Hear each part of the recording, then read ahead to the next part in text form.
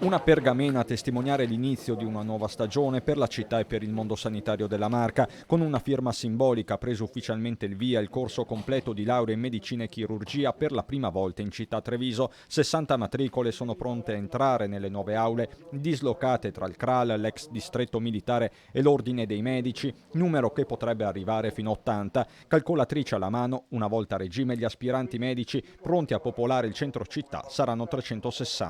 È un percorso che si completa, è un impegno su Treviso che dura ormai da 30 anni, che ha portato prima alcuni professori, poi un gruppo di studenti su base volontaria, oggi un vero corso di laurea.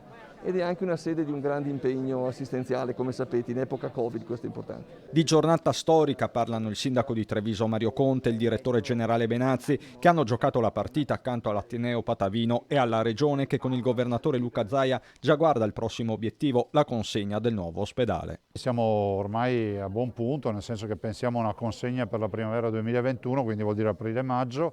Stiamo parlando di un migliaio di letti ad altissima specializzazione, quindi sarà un ospedale del futuro, di nuova concezione. Nonostante il clima delle grandi occasioni, inevitabile guardare all'avvertenza ancora aperta in Corte Costituzionale su ricorso del Governo. Nel mirino ci sono i 6 milioni stanziati per il corso di laurea dalla Regione, spesa ritenuta non congrua dall'Esecutivo rispetto a quello che prevede il Fondo Sanitario per il Veneto, che vale 9 miliardi e 300 milioni di euro.